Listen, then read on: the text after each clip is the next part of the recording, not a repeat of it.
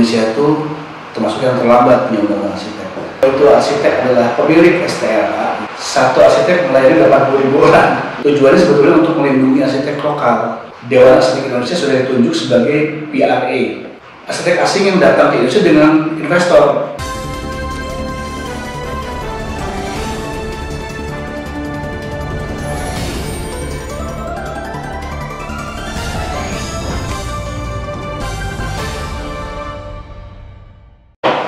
Ini kita ngobrol untuk persiapan Arts ID tahun 2024. Kira-kira apa yang diketahui, yang perlu diketahui masyarakat mengenai profesi arsitek di Indonesia saat ini? Ya, profesi arsitek itu saya mungkin tarik ke dunia dulu ya. Iya. Itu adalah profesi yang teregulasi kan, jadi dia pasti punya undang-undang. Dan Indonesia itu termasuk yang terlambat punya undang-undang arsitek. Setelah 65 tahun, arsitek Indonesia baru tahun 2017 kita punya undang-undang arsitek itu pada saat Ketua Umumnya Ahmad Johara ya, gitu. Dan tentu dengan keberadaan undang-undang itu, arsitek itu semua produknya berkonsekuensi hukum gitu. Nah, masyarakat tuh harus tahu itu karena apa? Arsitek itu tidak hanya menggambar, tidak hanya mendesain, tapi dia juga bertanggung jawab terhadap apa yang dia buat gitu. Nah, itu yang perlu disebarkan ke masyarakat supaya pemahaman jauh lebih komprehensif. Jadi arsitek itu bukan hanya masalah mampu mendesain, bukan masalah bisa mendesain, tapi pertanggungjawabannya terutama soal keandalan, keselamatan, keamanan, kenyamanan, kesehatan. Gitu ya. Itu yang utama. Jadi empat. Di luar itu kalau nggak masuk itu artinya desain itu belum bisa bertanggung-jawabkan. Itu yang menjadi parameternya. Nah, di IAI sendiri kan kalau sekarang sudah berapa anggota IAI yang tercatat? Per Januari 2023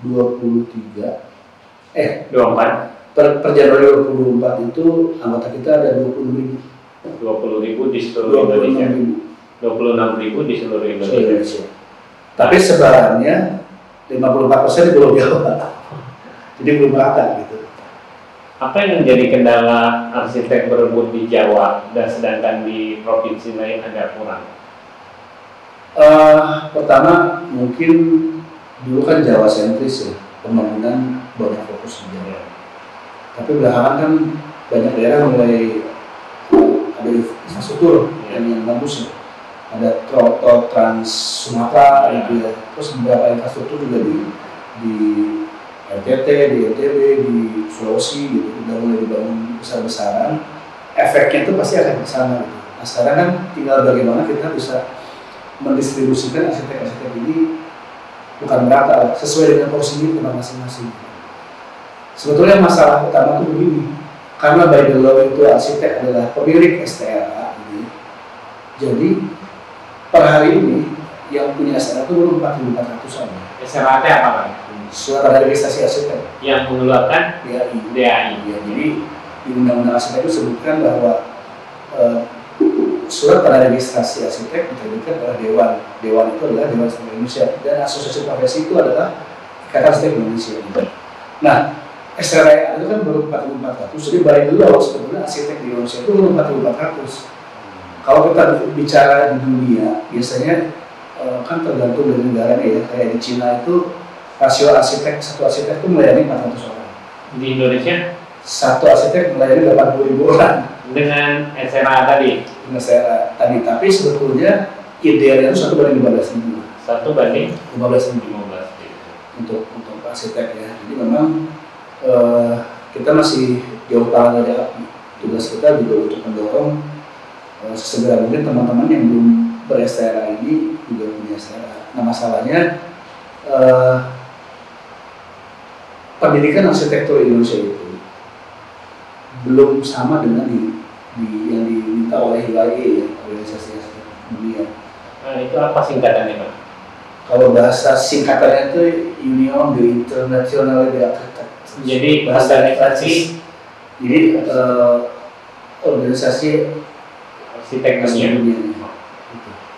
Nah, kalau untuk menjadi seorang arsitek yang di Indonesia tadi harus dapat sertifikasi dari DAI. Kemudian kalau untuk bisa melayani orang luar negeri seperti apa, Pak? Jadi sebetulnya ada dua hal kan.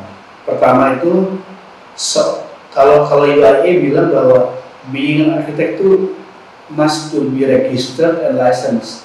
Jadi terregistrasi dan berlisensi.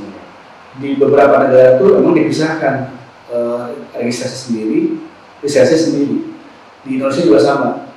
Registrasi itu sesuai amanat undang-undang itu di bawah Dewan Arsitek Indonesia.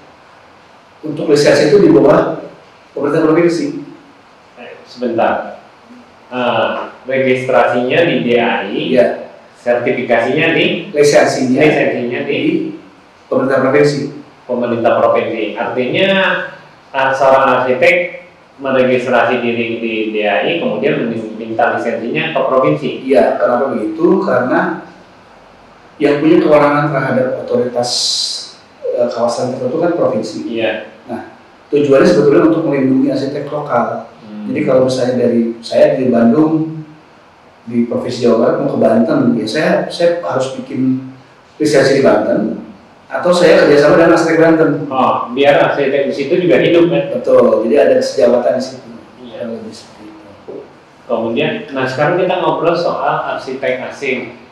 Di Indonesia konon katanya banyak arsitek asing yang bekerja atau berprofesi atau ya mencari nafkahnya di Indonesia. Bisa diungkapkan hal itu kan? Praktek itu kayaknya udah puluhan tahun ya. Dan kita bicara di ranah ASEAN dulu ya. Di ASEAN itu Dewan Arsitek Indonesia sudah ditunjuk sebagai PRA, Professional Regulatory Authority, otoritas yang diberikan ASEAN untuk memberikan izin praktek pada arsitek asing. Nah, peran itu sekarang ada di DAI dan sedang dijalankan. Memang kita belum bisa secara masif melakukan itu karena banyaknya praktek arsitek asing itu ada 3 macam. Pertama, dia buka kantor di Indonesia supaya mendapatkan tenaga kerja yang murah, tapi proyeknya di mana? Seluruh dunia. Iya, tapi baru basicnya di Indonesia, banyak di Bali. Yang kedua, itu mereka project hunting, jadi mereka hunting project di Indonesia. Karena kalau kita lihat di ASEAN aja, yang masih banyak tower crane jalan cuma di Indonesia. Di Indonesia, ya betul. Singapura dengan keterbatasan lahannya, Malaysia lebih slow down. Beberapa tempat lain juga kayaknya nggak semasif di kita gitu. Jadi memang sekarang tuh kita lagi seksi. Dan banyak sekali orang yang datang di project. Yang ketiga itu arsitek asing yang datang ke Indonesia dengan investor. Misalnya dari Rusia datang bawa kapital gitu. Mereka bawa arsitek dari Rusia. Oh, arsitek dari sana ya Pak? Masalah di sini dia akan buat kantor. Tameng pertamanya dia mengerjakan proyek itu. Tapi selanjutnya dia bikin proyek-proyek lain di kita dengan perusahaan yang sama. Jadi memperpanjang. Dan mereka membayar arsitek kita, bukan sarjana arsitektur. Jadi mereka mempekerjakan orang-orang yang memang register. Artinya kan seolah-olah legal ya. Tapi kalau dari sisi keimigrasian saya nggak tahu. Di sisi ketenagakerjaanmu saya rasa mereka pasti nggak pernah daftar ke pajak juga gitu ya. Itu yang problem besar yang sekarang tuh lagi di sweeping sebenarnya oleh